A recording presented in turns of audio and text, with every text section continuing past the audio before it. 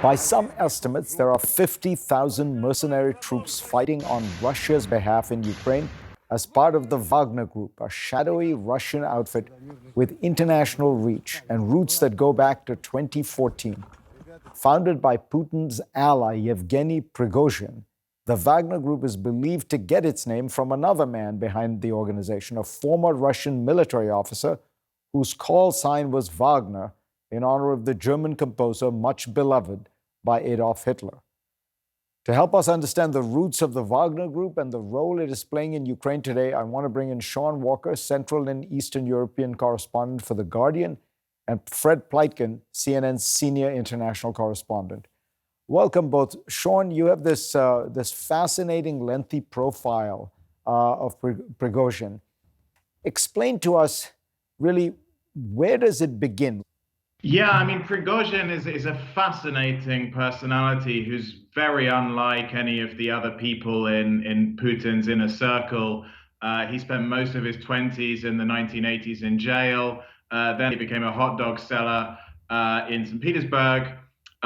He started setting up restaurants. And at some point when Putin, back in the late 90s, was deputy mayor of Petersburg, he started eating at Prigozhin's restaurant. Seemed to take a liking to this guy. Before long, Prigozhin was catering meetings between Putin and other leaders.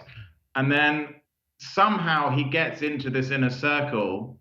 And in 2014, when the Kremlin takes the decision, Putin takes the decision to annex Crimea and to start that first invasion of Ukraine, eastern Ukraine, which is very different from the one we saw last year. They are trying to keep it covert. They're denying that there are any Russian troops on the ground, even though, all of us that were reporting there at the time could see there obviously were Russian troops. But clearly in the Kremlin, they started to think, well, what can we do to have a bit more plausible deniability, to be able to intervene and deny that really we're there? And I think that's really the genesis of the Wagner idea. Some point in the spring of 2014, there's a meeting in the Ministry of Defense, and Prigozhin is given this whole set bit of land where he can train fighters.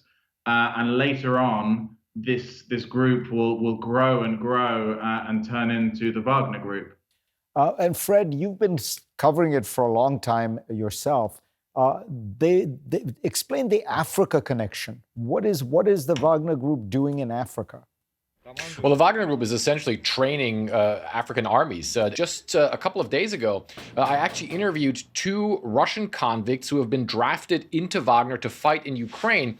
And they told me at those training bases, which Sean was just mentioning, that their trainers there were actually Wagner mercenaries who had before that been in the Central African Republic to train those militaries there. And Sean, when we've been referring to them as mercenaries. And in the Africa case, there really seems to be an outright, it reminds me of some of those old, the East India Company or something. They're just being given mines or mineral concessions, right? That's right, yeah. And part of this is Prigozhin's personal ambition, and he has clearly done extremely well out of this. But you obviously can't separate this from the Russian state. And I think one of the really key things to look at when it comes to Wagner is like a lot of what Putin does, he is doing things that he thinks that the West and specifically the Americans are doing. So where Putin thinks that the Americans are meddling in Russian affairs, so he says, okay, I'm going to meddle in US affairs. Putin thinks that the Americans do up to all kinds of shadowy stuff around the world that they can then deny. Okay, so Russia needs a mechanism to do that. And I think a really revealing answer that Putin gave back in 2018 when he was asked by quite an unusual combative interview, I think, with Austrian television. And eventually Putin says, well, in the US, you have somebody called George Soros, and the US State Department claims that it has nothing to do with Mr. Soros. And in the same way, I claim that I have nothing to do with Mr. Prigozhin. He's just an ordinary restaurant keeper with a sort of wink. So basically what you have is Putin kind of buying into these conspiracy theories that actually George Soros is working for the deep state, is an arm of US foreign policy, And he's saying, okay, well, if that's what I think the Americans are doing, I'm going to do that too. And Fred, what is the Wagner Group doing in Ukraine? What have you observed? Well, certainly, if you look at Yevgeny Prigozhin here in Ukraine, I think there's essentially two things. I mean, they are a very tough fighting force on the ground, especially right now, if you look at the area around Bakhmut in eastern Ukraine. But a lot of this is also, it seems very much, about Yevgeny Prigozhin increasing his position, bettering his position, especially, of course, trying to appeal to Vladimir Putin among the other people who are also trying to do the same, like, for instance, Putin's generals. If you look at the situation around Bakhmut, I spent a lot of time on the ground with Ukrainian fighters who have come face to face with Wagner mercenaries, and they essentially say, look, the reason why Wagner is able to gain ground on the battlefield is because their tactics are so brutal and so in disregard of human life that it's very difficult to defend against them. I met one Ukrainian soldier who told me that his group of about 20 Ukrainian soldiers was up against 200 roundabout Wagner mercenaries. Now, a lot of them are people who are convicts who are immediately recruited out of jail and thrown on the battlefield.